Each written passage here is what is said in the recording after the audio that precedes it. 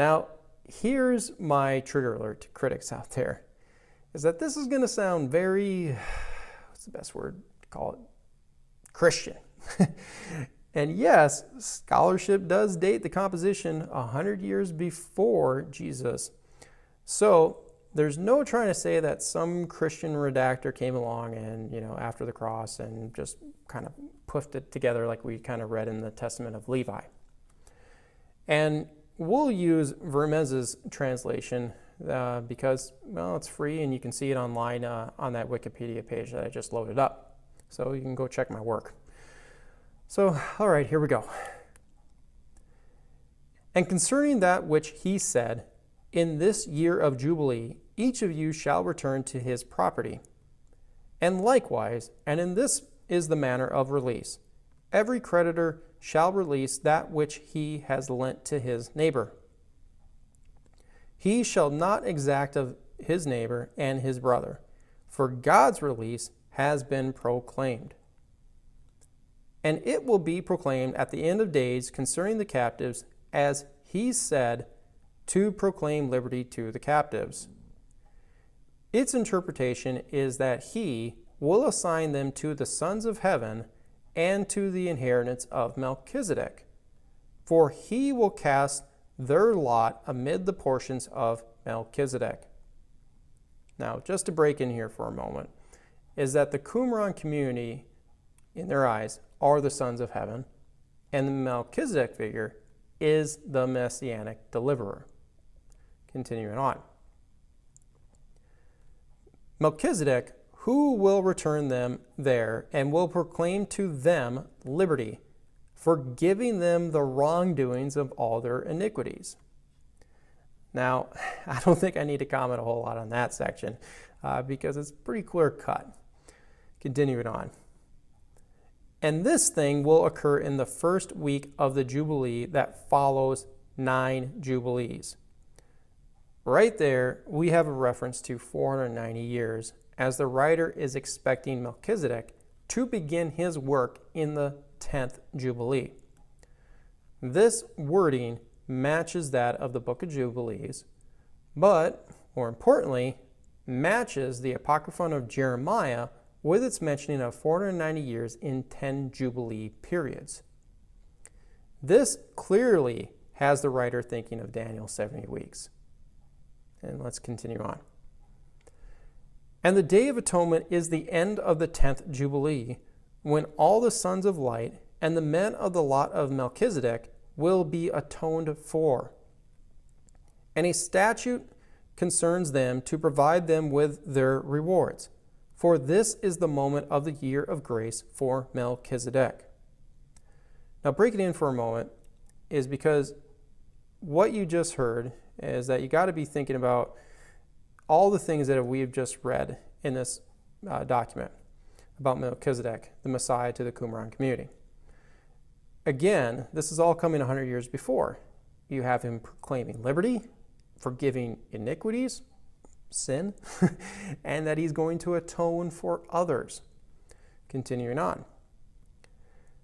And he, Melchizedek, will by his strength judge the holy ones of God, executing judgment as it is written concerning him in the songs of David, who said, Elohim has taken his place in the divine council. In the midst of the gods, he holds judgment. And it was concerning him that he said, Let the assembly of the peoples return to the height above them. God, will judge the peoples. As for that which he said, how long will you judge unjustly and show partiality to the wicked? Its interpretation, that of Psalm 82, concerns Belial and the spirits of his lot who rebelled by turning away from the precepts of God. 2. And Melchizedek will avenge the vengeance of the judgments of God. And he will drag them from the hand of Belial and from the hands of all the spirits of his lot. And all the gods of justice will come to his aid to attend to the destruction of Belial. And the height is all the sons of God, this. I know there's a lot of breaking there, but just wanted to read it all. And we're going to stop there for a moment because there was some really interesting stuff that we just read. We saw the Qumran writer place the Messiah as the lead judge in Psalm 82, judging the holy ones of God, who are clearly referred to here and interpreted as heavenly beings. Then says that the interpretation of Psalm 82 is about Belial and the spirits that followed him. Thus, the gods in Psalm 82 are heavenly beings that rebelled, not human judges like you might hear from some commentators. Belial is a common term that is used in the Dead Sea Scrolls for the divine rebel that we would typically refer to as Satan.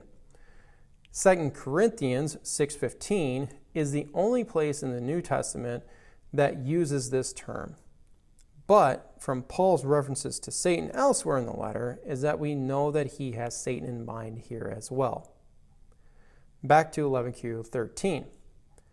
The writer says that Melchizedek will have good heavenly angels come and fight with him against Belial and his angels. Now, I'm sure Jesus coming with thousands of angels at the last days should sound very familiar to you. Now, there's one more thing that I do want to show from this section that we just read, but I'm going to save it for the very end. And for now, we're just going to keep adding all these little tidbits onto the writer's Messianic profile. Continuing on. This is the day of peace/salvation, concerning which God spoke through Isaiah the prophet, who said, "How beautiful upon the mountains are the feet of the messenger who proclaims peace, who brings good news, who proclaims salvation, who says to Zion, your Elohim reigns."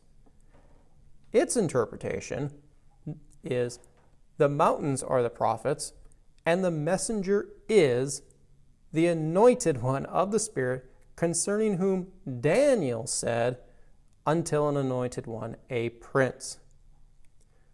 Obviously, we need to pause here because one of Daniel 9's Mashiachs just got referenced to us by the Essene writer.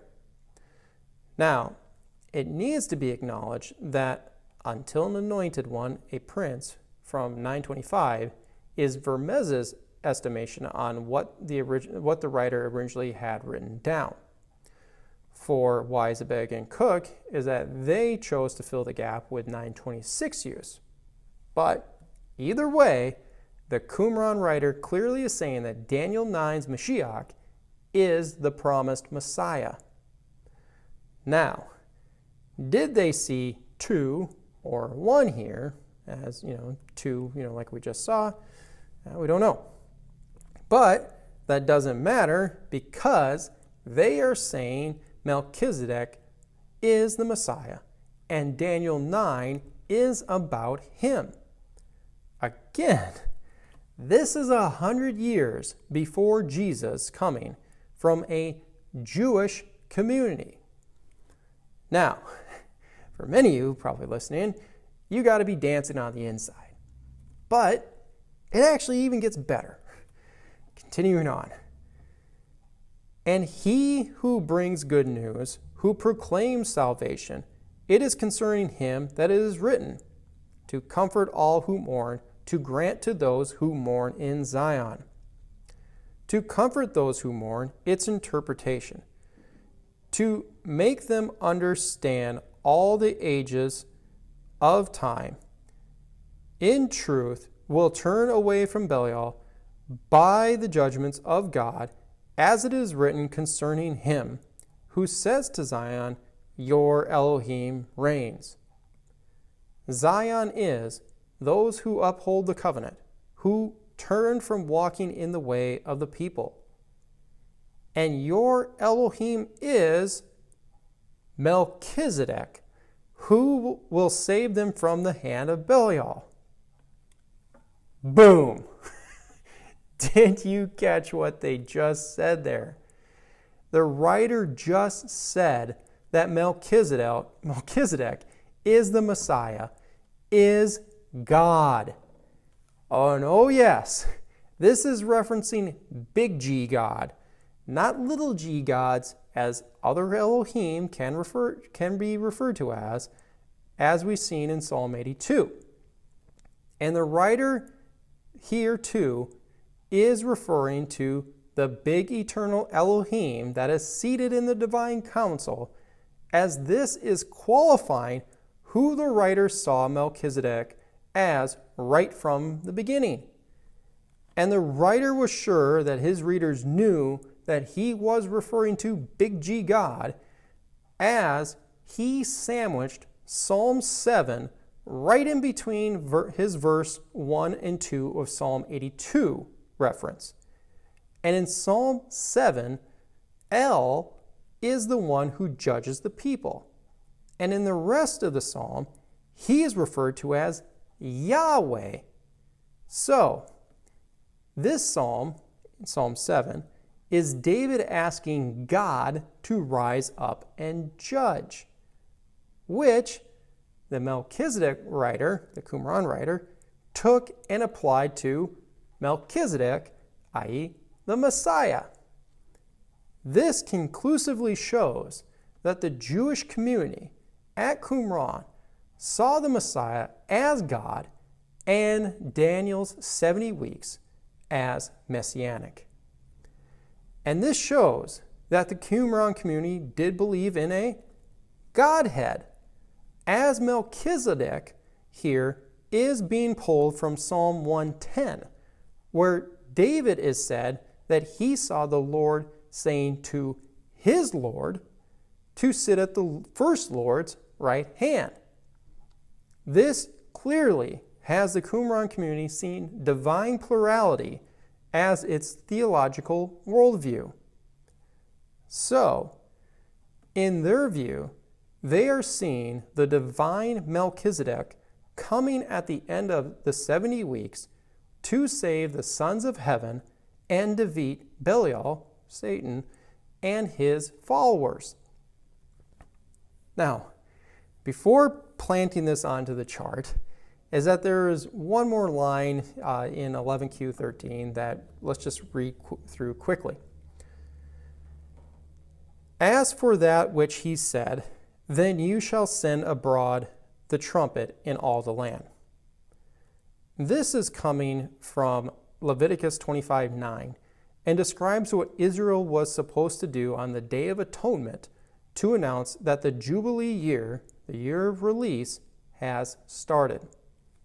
So, you can see how the Qumran writer took all that prior language and tied it to this event, the Day of Atonement, and just to sound like a broken record here again, is that overall, this does prove that Jews, or at least this sect of Jews at this point in our study, viewed the 70 weeks as messianic, and that the Messiah was God himself to come in human form.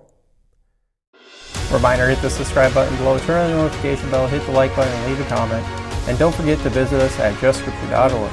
And in the meantime, stay salty.